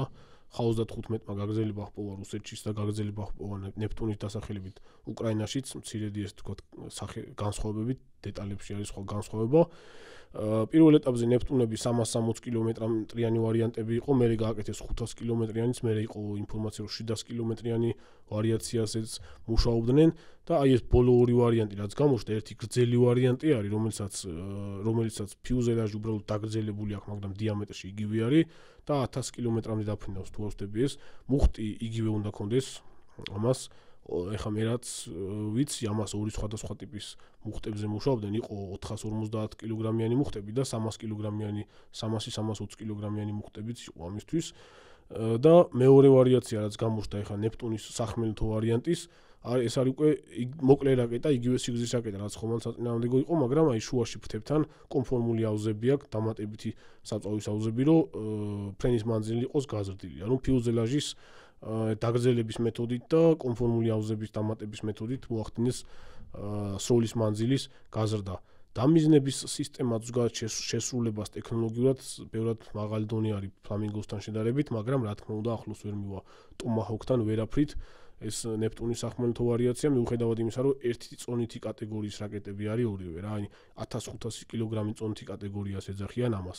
არის მსუბუქი ფრთოსანი რაკეტები, მაგალითად აი თურქული სომები, ებრაული დალილას ტიპის რაკეტები, არის საშუალო წონითი კატეგორია 1500-1800 კილოგრამები და არის მძიმე რამდენიმე ტონიანი ფრთოსანი რაკეტების კატეგორიაც არის ტომაჰოკების და ესენიც ამ საშუალო კატეგორიაში გადიან რა. ნეპტუნების წარმოება, რა თქმა უნდა, არ უნდა გააჩეროს უკრაინამ, იმიტომ რომ რაღაცა ულევი რაოდენობით ხო ტომაჰოკების მიწოდება ვერ მოხდება. მნიშვნელოვანია, რომ ნეპტუნების წარმოების დივერსიფიცირება მოხდეს, ანუ მაკომპლექტებელების დივერსიფიცირება და მაგაზე ისედაც მუშაობდნენ, რომ ბევრი სხვადასხვა დასავლური მომწოდებლები გყავდეს და დიდი რაოდენობის ნეპტუნები საერთო ჯამში უფრო მაღალ შედეგებს დადებენ, ვიდრე რაღაცა დაბალ ტექნოლოგიური ფლამინგოები, მიუხედავად იმისა, რომ 3000 კილომეტრზე დაფრინავს ფლამინგო და ბევრი გავოსდა ამით, რომ აი 1 ტონიანი მუხტი აქვს და 3000 კილომეტრამდე მიფრინავს, ხო? თავარია მიფრენას თუ მოახერხებს მიზნამდე, აი ეგ არის რა, ანუ ფრთოსანი რაკეტა, თანამედროვე ფრთოსანი რაკეტა უნდა იყოს მაღალ ტექნოლოგიური შესაბამისი შედეგები დადოს. ხო, სხვათა შორის ვაკვირდები ხოლმე, რომ უკრაინის სამიზნეებში ძალიან ხშირად არის სწორედ ჰაერ-საწინააღმდეგო სისტემები რუსული, განსაკუთრებით ყირიმში თითქმის კვირა არ გავა, რომ არ გავრცელდეს ეს ინფორმაცია, რომ უკრაინის სპეცსამსახურები აი მიზან მიმართულად ურტყამენ საჰაერო თავდაცვის სისტემას. შეიძლება ეხლა რომ დავამატო მანდ აი, როდესაც შენი სამიზნე არის რადიოლოკაციური სადგური ან S300-ების, S400-ების გამშვები ან რაღაცა ტიპის მართვის პუნქტები, ხო? ეს ფრთოსანი რაკეტა ამ ასეთი ტიპის სამიზნეს უნდა მოხდეს ზუსტად რა. არა, მე გულისხმობ იმას, რომ რაღაც ესეთი შტაბ-ჭრილება რჩება და ყოველ შემთხვევაში ამას ბევრი საუბრობს, რომ რაღაცა გზის გასუფთავება ხდება, მარშრუტებისთვის და თავისთავად ჩვეული ტაქტიკა არის მაგას ეხლა ყოველთვის, ანუ ეგ არ ნიშნავს, რომ რაღაცა გადამწყვეტი ოპერაცია იგეგმება რაღაც მმართველები და აპირებენ შეიძლება დიდი რაოდენობით დაბალ ტექნოლოგიურ დრონების გაშვებას და მანამდე საჰაერო თავდაცვის პუნქტებს მოასუფთავებენ საჰაერო თავდაცვის სისტემებს ცოტა უფრო მაღალ ტექნოლოგიური და ზუსტი რაკეტები. სიტყვაზე შეიძლება ეს ტომაჰოკიც იყოს შემდეგში ან მცირე რაოდენობით ნეპტუნები რაც ექნება და მეორე ბევრი დიდი რაოდენობით ფლამინგოები გაუშვან, რომ ვერ ჩამოყაროს ამ PVO საზენიტო სისტემა. ანუ რისი თქმა მინდოდა, აი ფლამინგოები კარგი არის თუ სიტყვაზე მოსუფთავებულია გზა და ეს დიდი ზომის მიზნებს, როგორც არის ნავთობგადამამუშავებელი ქარხანა, მაგრამ თუ საჰაერო თავდაცვის პუნქტების განადგურება გინდა, ჯობია უფრო ზუსტი და მაღალ ტექნოლოგიური ნეპტუნი ესწავლო რა. კი ბატონო.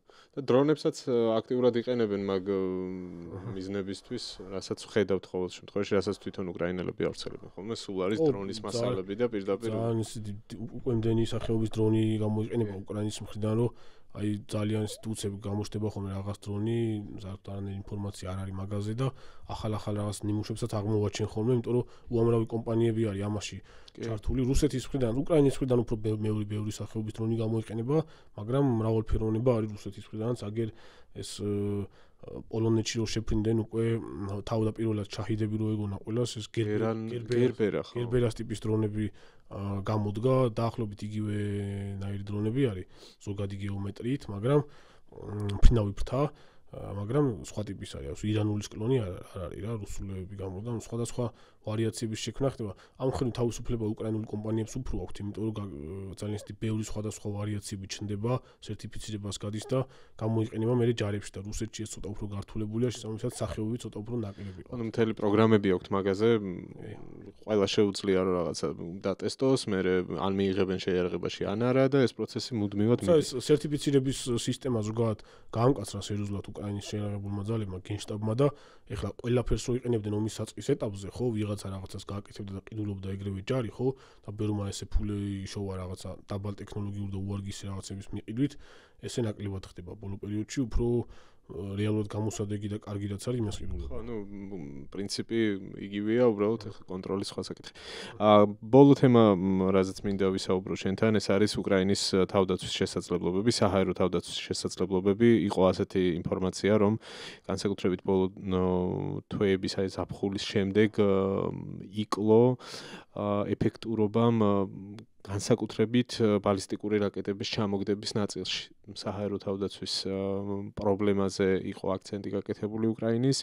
მათ შორის ნახსენები იყო ასეთი ინფორმაციაც, რომ თავად პატრიოტის სისტემების ეფექტურობამაც იკლო ამ ნაწილში, რაც ახსნილი იყო, რომ თავის მხრივ რუსეთი ცდილობს, რომ თავისი რაკეტების მოდიფიცირება მოახდინოს, რაღაცები შეცვალოს და ისინიც თავის მხრივ ავითარებენ ყველაფერს. აქცენტი რაზე მინდა გავაკეთო, რომ ვიდრე ეს პოლიტიკური განხილვები მიდის, ვიდრე რაღაცები გადაწყდება, მანამდე რუსები თავის საქმეს აკეთებენ მაგ მხრივ და ხო, ამასობაში ვიდრე საჭირო რაოდენობით პატრიოტები მიიღო უკრაინამ, იქ მოდიფიკაციები შეცვალეს რაკეტების და ახლა ეფექტურობა დაკარგა, ფასს კარგავს ეს ყველაფერი საბოლოო ჯამში. თუ ვერ აღწევს მიზანს, მაშინ ხო, რა აზრი აქვს? არა, აზრი ცხადია აქვს, მაგრამ პროცენტულობა არის ამ ყველაფერში.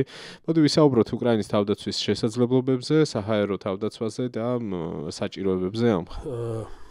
ეხლა რაც ახსენე, ხო, აი რუსებმა ეს იყო რამდენიმე შემთხვევაში, როცა კინჟალები და ისკანდერები გაძვრა და დიდწილად ეგ უნდა ყოფილიყო იმის ბრალი, რომ ამ კონკრეტულ მომენტში გადატვირთული იყო საჰაერო თავდაცვა დიდი რაოდენობის დრონების შეფრენით, რაც აი ძალიან ისეთი რაოდენობაში გაიზარდა ბოლო პერიოდში. 500, 700, 814. თან ლამის ყოველღამე ხდება ხოლმე. რა ადრე თუ თვეში რამდენჯერმე ხდებოდა ეს კომბინირებული ბავშვები, ეხლა ფაქტიურად აი ყოველღამე ხდება, ხან დღეგამ მოშვებით რა, ხო? ანუ დღე არ გავა 100 არის აი ყველაზე დაბალი 500 700 აი ჩვეულებრივი ამბავი გახდა. ანუ ეს გამოიწვია მე რომ წარმადობა გაიზარდა და ამ მხრივ ის ალაბუგაში არსებული ქარხნის განადგურება მნიშვნელოვანი არის და ტომაჰავკები თუნდაც მხოლოდ ეგ რო გააკეთონ ტომაჰავკებმა, მაგიტო ღირს ტომაჰავკების მიწოდება, იმიტომ რომ აი ამოისუნთქებს უკრაინა ეს დრონების ქარხანა თუ განადგურდება, ალბათ კითხვები არის ტრამპმა რო თქვა მაგის პასუხის გასაცემად, ეგ სამიზნეების ჩამონათვალი გამზადებული ექნება თუ. ესე იგი არ არის ამაზე ინფორმაცია, ну კი რაღაც სხვა ვარიაციები შეხერდებოდა, მაგრამ დადასტურებული ინფორმაცია მე არ მაქვს და არ იყო არანაირი დამადასტურებელი ინფორმაცია იმის, რომ ბოლო პერიოდში კინჟალებზე ან ისკანდერებზე რაღაცა ტიპის მოდერნიზაცია ჩაატარეს რუსებმა, იმ ტიპის მოდერნიზაცია, რომელიც რაკეტსაწინააღმდეგო თვისებების ამაღლებას ემსახურება. პირიქით, აი ომის რაღაცა ეტაპზე, ის ისკანდერები, რომელსაც შემდეგში აწარმოებდნენ, აი ომის დროს წარმოებული ისკანდერებზე, ამოღებული არის მაგალითად ცრუსამიზნეები ისკანდერის კუდიდან, ეს არის ცრუსამიზნეები, რომელიც ზუსტად რაკეტსაწინააღმდეგო სისტემის მოსატყუებლად არის განკუთვნილი და იყო ერთ-ერთი შემთხვევა 2022 წელს იყო, რომ მაგალითად 6 ცალი ისკანდერი ისროლეს კიევის მიმართულებით რუსებმა და ამ თითო ისკანდერი კიდე დამატებით 6 ცალ ამ ცრუ ხაფანგს ყრიდა, ესეთი თეთრი ფერის რაკეტის ფორმის ისინი არის, კასეტურ ელემენტებსაც წააგავს, კუდიდან ყრიდა ამეებს და ესენი გარშემო ელექტრომაგნიტურ ველს ქმნიდნენ, რაკეტის იმიტაციას ახდენდნენ და რადიოლოკაციურ სადგურებზე ჩანდა თითქოს 6x6 რა, რამდენიმე ათეული 40 ერთეულამდე ეს ბალისტიკური რაკეტა მოფრინავდა და რაღაცა მომენტში ძალიან სერიოზულად იყო გადატვირთული აი იმ კონკრეტულ შემთხვევაში უკრაინული ჰაერსაწინააღმდეგო სისტემები და რამდენიმე ისკანდერი გაუძვრათ და რეალურად იმუშავა ამ სისტემმა.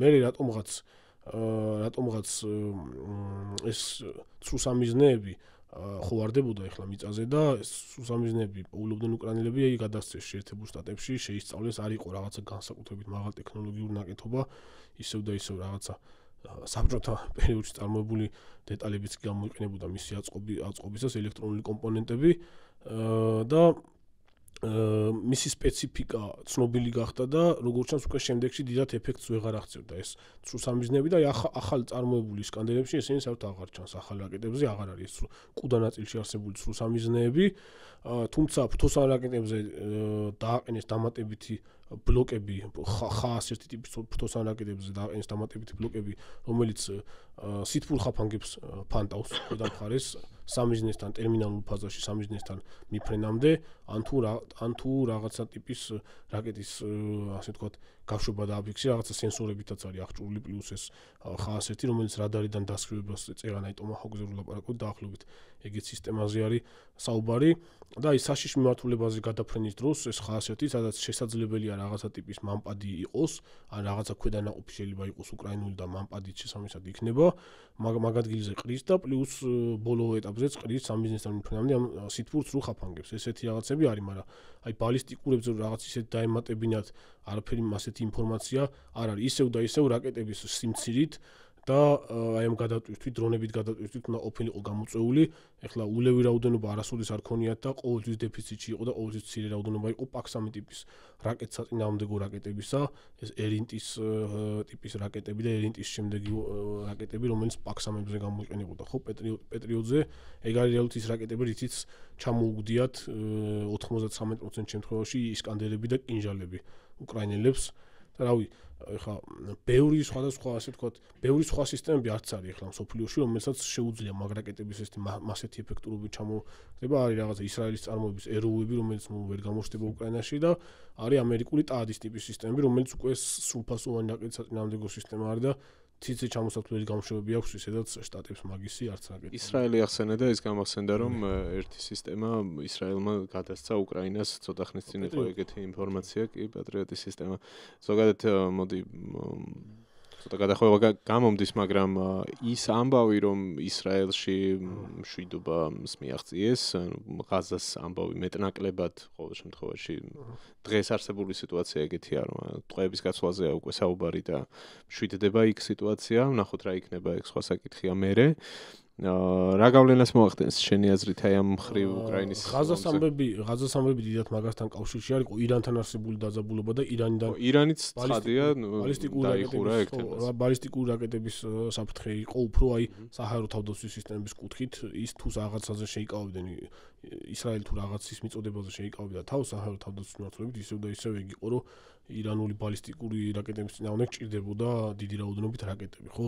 მაგრამ ნუ საჰაერო თავდაცვის სისტემის გარდა უამრავი სხვადასხვა სისტემა აქვს ისრაელს, რაც უკრაინელებს ძალიან წაადგებოდათ, მაგალითად ეს სპაიკის ტიპის ტანკთა წინააღმდეგო სისტემები და სპაიკ NL-ები, მრავალფუნქციური რაკეტები, რომელიც ბოლო მოდიფიკაციებში, მესამე თაობის მოდიფიკაციებში 50 კილომეტრამდე ურტყავს მიზნებს, ხო? უსერიოზულესი საშუალება იქნებოდა უკრაინის ხენთ, რომელიც აი პირდაპირ ინადირებდა რუსულ საარტილერიო გათვლებზე რა. აზერბაიჯანი იყენებდა მაგალითად სომხეთთან ომის დროს ამ სპაიკ NL-ებს და აი ასეთი ტიპის რაკეტები, ეს არის რაკეტა, რომელიც ჩვეულებრივ 2-3 კაცს შეუძლია მისი ექსპლუატაცია რა, 2 კაცსაც მანქანით შეუძლია გადაიტანოს, გაუშვას რა.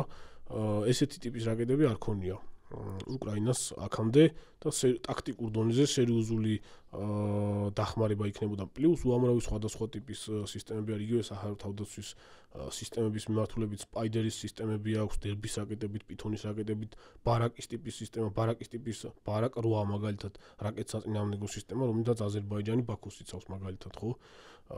თეორიაში იცავდა სომხური სკადებისგან, ხო, სომხური ბალისტიკური რაკეტებისგან, ბარაკი კარგი ძლიერი სისტემა არის, ინდოეთსაც აქვს შეიარაღებაში და უკრაინასაც გამოადგებოდა. ამ კუთხით ძალიან სერიოზულად შეუძლია დახმარება. რეაქტიული არტილერია ზოგადად ზუსტი დამიზნების საარტილერიო ჭურვები, მათ შორის 120 მმ-იანი ზუსტი დამიზნების ნაღმები, რაც ტაქტიკურ დონეზე ძალიან სერიოზული საშუალება არის. ესეც წაადგებოდა უკრაინას.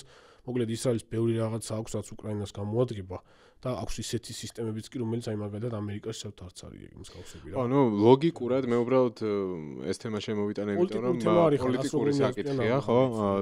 ახლა თუ ამ ლოგიკას გავყვებით, რომ ისრაელისთვის მეტნაკლებად რისკები მცირდება, ირანი ვახსენეთ და აგერ უკვე იქაც მიღწეულია ღაზას საკითხზე შეთანხმება. შესაძლოა მოიცალონ ბრჭყალებში იმისთვის, რომ ალბათ ახლა დარწმუნებული იმუშავებენ ამ თემას. ნომერ პირველი საფრთხე მაინც ახლა ისრაელთვის ის იყო, რომ თუ სიტყვაზე უკრაინას მიაწოდებდნენ სერიოზულ შეერღებას, რუსეთი გაზრდიდა ირანისთვის რაღაცა ტიპის საზენიტო რაკეტების მიწოდებას, გამანადგურებელ ავიაციას მიაწოდებდა, საზენიტ S-400-ის რაკეტები, S-300-ები, S-400-ებს მიაწოდებდა, ტორ-1 ტიპის სისტემებს დაუმატებდა, რომელსაც განსაკუთრებით ეშინოდა ისრაელის ავიაციას, იმიტომ რომ ტორ-1 ასე თუ ისე ძლიერი სისტემა არის, ხა დაბალი შედეგები დადო, მაგრამ ნუ თუ საერთო ჯამში საჰაერო თავდაცვის სისტემა მორღვეული არ არის და მართვის პუნქტები ასე თუ ისე მუშაობს, ტორიც დადებს შესაბამის შედეგს, შესაბამისად აი ტორ-1 სისტემის მიწოდებას ყოველთვის წინააღმდეგებოდა. ისრაელი მიუხედავად იმისა, რომ ახლო მანძილზე მოქმედი სისტემა არის, მაგრამ კარგი სისტემა არის, მაინც ახლო მანძილზე მოქმედი სისტემისთვის და ბევრი ასე ვთქვათ პოლიტიკური სკანდალიც მოყვა თავის დროზე მაგას, რომ რუსეთმა ტორემ ერთები მიაწოდა ირანს, და ეს ტორემ ერთები იყო ის სისტემები, რომელიც აი პირველ ზღუდეს ქმნიდა საჰაერო თავდაცვის კუთხით ირანის ბირთვულ ობიექტებზე რა. ეხლა ეგ საფრთხე მეტწილად მოხსნილი არის და შეიძლება გადადგან. ეგ ნამიჯი და უამრავი სხვადასხვა უკრაინელებმა კარგად იციან ისრაელს რა აქვს და რა არა და გამზადებული სიებიც ექნებათ და ძალიან მოკლე ვადებში შეიძლება მიწოდების დაწყება სრული შემთხვევაში. მედია ეგეც სრული იქნება. გიგა, არ ვიცი, უღრმესი მადლობა. მე დარწმუნებული ვარ, რომ ვინც ბოლომდე უყურა ამ ვიდეოს ძალიან სასარგებლო და საინტერესო ინფორმაცია მიიღეთ. თუ ასეა, გამოხატეთ თქვენი რეაქციები ვიდეოს ქვეშ კომენტარებში ერთის მხრივ და მეორეს მხრივ დალაიქეთ, თუ მოგეწონათ ვიდეო, თუ არ ხართ არხის გამომწერები, გამოიწერეთ და კიდევ საინტერესო იქნება კითხვების ნაწილიც რა, ანუ თუ გაქვთ კითხვები, ასევე თუ გაქვთ საინტერესო თქვათ შეგიძლიათ შემოგთავაზოთ თემები რა, ანუ რა გაინტერესებთ, რა მიმართულება, რა დაგაკლდათ, თქვათ დღევანდელი ვიდეოს ყურების შემდეგ, სადაც ფიქრობთ რომ უფრო მეტი კითხვა არსებობს, ან გაქვთ ეს კითხვები და დასვამთ, მოკლედ აბსოლუტურად ღია ვარ. შეგიძლიათ გიგასთანაც, ჩემთანაც და შემდეგ უკვე კითხვების მიხედვით გამსაზღვრავ სტუმრებსაც და შეგვიძლია ამ თემების გაშლა. გიგაც არ არის წინააღმდეგი, არაერთხელ გვისაუბრია ამ ყველაფერზე. უღრმესი მადლობა გიგა, ჩემთვის ძალიან საინტერესო და საჭირო ინფორმაციის მომცემი იყო შენთან საუბარი და დაგემშვიდობები შენს და დაგემშვიდობებით თქვენს მაყურებლებო. ნახვამდის დაელოდეთ შემდეგ ეპიზოდს. მადლობა.